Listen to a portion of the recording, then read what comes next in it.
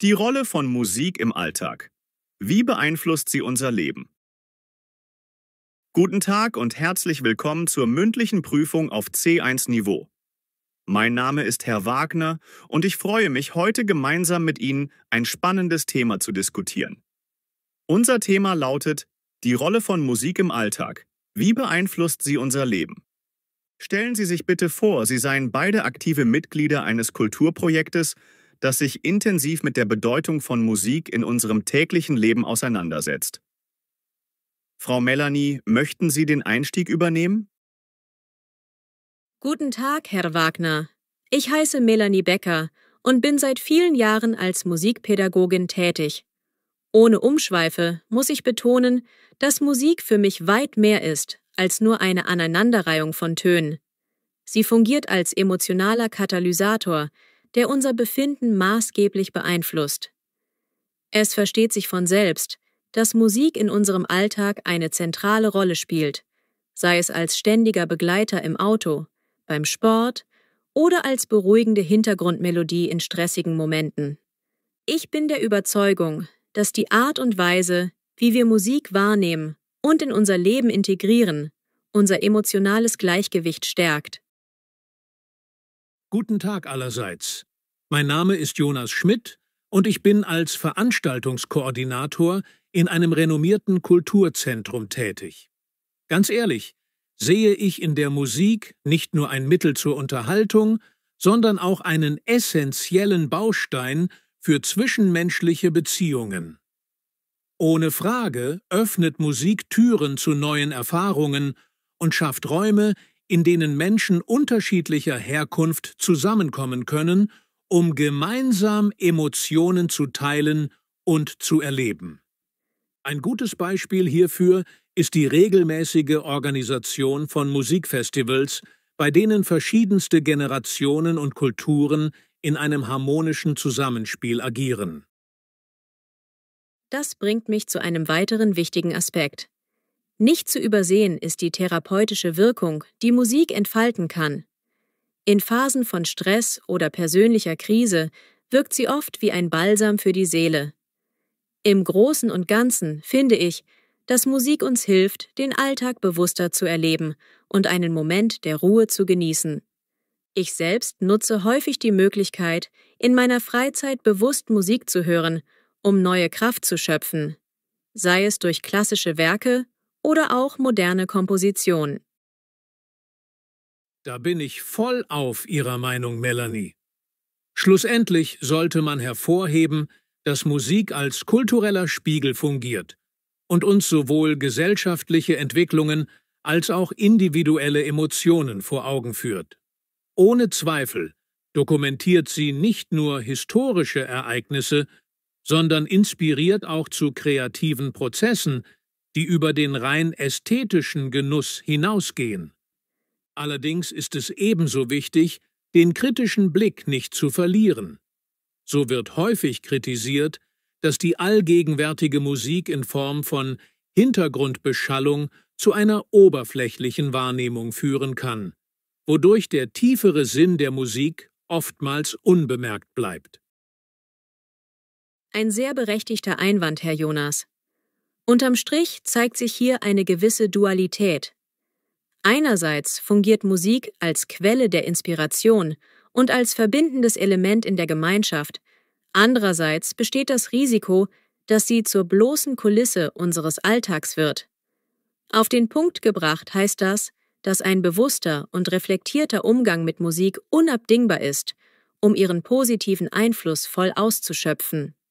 In meinen Kursen lege ich daher großen Wert darauf, den Zuhörern nicht nur die Technik des Musikhörens, sondern auch dessen tiefere emotionale Bedeutung nahezubringen. Ganz genau, Melanie. Da liegt der Teufel im Detail. Es kommt darauf an, Musik nicht nur passiv zu konsumieren, sondern aktiv zu erleben und zu interpretieren. Man könnte argumentieren, dass gerade in unserer schnelllebigen Zeit das bewusste Innehalten und das Eintauchen in die Klangwelten eine seltene, aber ungemein wertvolle Fähigkeit darstellt.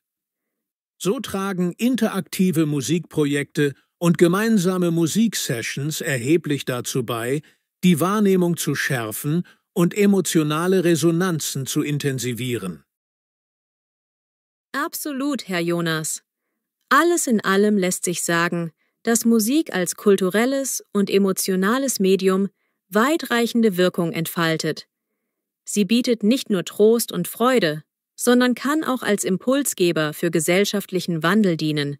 Ohne Umschweife sollte man betonen, dass die richtige Balance zwischen passivem Hören und aktivem Erleben der Schlüssel dazu ist, Musik in ihrer ganzen Tiefe zu genießen. Zusammenfassend fordere ich daher dazu auf, die vielfältigen Facetten der Musik anzuerkennen und ihre positiven Aspekte zu fördern, während man sich gleichzeitig der möglichen negativen Begleiterscheinungen bewusst bleibt. Da stimme ich Ihnen vollkommen zu, Melanie. Nicht zu leugnen ist, dass Musik in unserer modernen Gesellschaft ein mächtiges Werkzeug darstellt, das Menschen nicht nur unterhalten, sondern auch miteinander verbinden kann. Letztendlich hängt der Erfolg dieses Vermittlungsprozesses maßgeblich davon ab, wie offen und kritisch wir mit den Impulsen umgehen, die uns die Musik gibt. Ganz ehrlich, in einer Welt, die von Ablenkungen und oberflächlicher Beschallung geprägt ist, sollte der Moment des bewussten Zuhörens einen festen Platz in unserem Alltag finden. Vielen Dank, Frau Melanie und Herr Jonas, für diesen eindrucksvollen und facettenreichen Austausch über die Rolle der Musik im Alltag. Ohne Zweifel haben Sie gezeigt, wie tiefgehend und vielschichtig dieses Thema ist. Ihre Diskussion hat nicht nur die emotionale und kulturelle Bedeutung von Musik beleuchtet, sondern auch kritisch hinterfragt, wie wir ihr in unserem täglichen Leben begegnen. Abschließend möchte ich betonen, dass die Art und Weise, wie wir Musik integrieren, unser emotionales Wohlbefinden und unsere sozialen Beziehungen maßgeblich beeinflusst. Kommen wir nun, ohne Umschweife, zum nächsten Thema.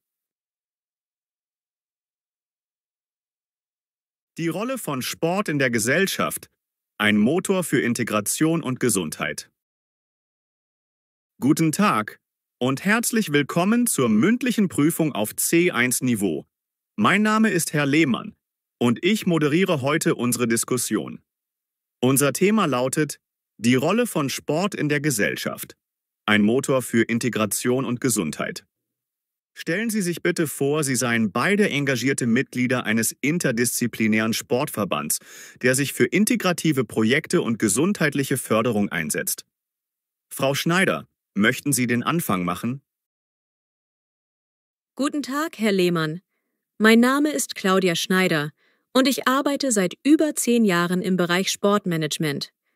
Ohne Umschweife möchte ich betonen, dass Sport für mich weit mehr ist als nur körperliche Betätigung. Er ist ein soziales Schmiermittel, das Menschen unterschiedlicher Herkunft zusammenbringt. Es versteht sich von selbst, dass durch Sport nicht nur körperliche Fitness erreicht wird, sondern auch der Teamgeist und die soziale Integration gefördert werden. Ich erinnere mich an ein Projekt, bei dem Jugendliche aus verschiedenen sozialen Schichten gemeinsam Fußball spielten. Ganz ehrlich, diese Erfahrungen haben nachhaltig Brücken gebaut. Guten Tag allerseits. Ich heiße Thomas Müller und bin als Trainer sowie Integrationsbeauftragter tätig. Ohne Frage sehe ich in sportlichen Aktivitäten einen enormen Mehrwert für unsere Gesellschaft. Zweifellos bietet Sport die Möglichkeit, Vorurteile abzubauen und ein Gemeinschaftsgefühl zu entwickeln, das im Alltag oft zu kurz kommt. Auf den Punkt gebracht: Sport stärkt nicht nur den Körper, sondern auch den Geist und das soziale Miteinander. In meinen Trainingsgruppen erlebe ich tagtäglich, wie Menschen unterschiedlicher Kulturen und Altersgruppen zusammenarbeiten und sich gegenseitig motivieren. Genau, Thomas. Unbestritten ist, dass Sport als integratives Medium fungiert. Man könnte sagen, dass der Sport ein Spiegelbild unserer Gesellschaft ist. Er zeigt sowohl unsere Stärken als auch unsere Herausforderungen. Dabei ist es wichtig, dass wir sportliche Aktivitäten nicht nur als Freizeitbeschäftigung, sondern als ernstzunehmendes Instrument der Gesundheitsförderung und Integration verstehen. Im Endeffekt profitieren sowohl der Einzelne als auch die Gemeinschaft, wenn man sich regelmäßig sportlich betätigt. Da stimme ich Ihnen vollkommen zu, Claudia.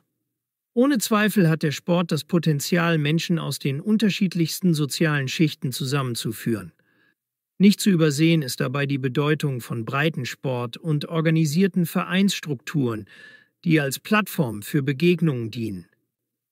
Allerdings muss man auch berücksichtigen, dass nicht alle Gruppen gleichermaßen Zugang zu sportlichen Aktivitäten haben. Ganz ehrlich, hier sind oft strukturelle Hürden und finanzielle Aspekte zu nennen, die es zu überwinden gilt. Ein sehr wichtiger Punkt, Thomas. In der Tat ist es notwendig, Barrieren abzubauen und insbesondere benachteiligten Gruppen den Zugang zu Sportangeboten zu erleichtern. Unterm Strich können staatliche Förderprogramme und gezielte Vereinsinitiativen hier wahre Wunder wirken. Ich bin der festen Überzeugung, dass gerade in urbanen Regionen innovative Projekte, wie zum Beispiel Sportcamps oder interkulturelle Turnfeste, den Zusammenhalt fördern und gleichzeitig einen Beitrag zur Prävention von Gesundheitsproblemen leisten können. Ganz richtig, Claudia. Schlussendlich hängt der Erfolg solcher Projekte von einem ganzheitlichen Ansatz ab, der sportliche, soziale und gesundheitliche Aspekte miteinander verknüpft. Man könnte argumentieren, dass gerade der Vereinssport ein unterschätzter Motor für die gesellschaftliche Entwicklung ist, da er Menschen dazu ermutigt, gemeinsam Herausforderungen zu meistern und sich gegenseitig zu unterstützen. Ohne Frage sind solche Erlebnisse prägend und tragen maßgeblich zur Persönlichkeitsentwicklung bei. Absolut, Thomas. Alles in allem zeigt sich, dass Sport weit mehr ist als eine reine Freizeitaktivität. Auf den Punkt gebracht: Er fördert Integration, stärkt die Gesundheit und leistet einen wichtigen Beitrag zum sozialen Zusammenhalt. Nicht zuletzt sollten wir den Fokus auch auf die mentale Gesundheit legen, denn regelmäßige sportliche Betätigung kann Stress abbauen und das Selbstbewusstsein erheblich steigern.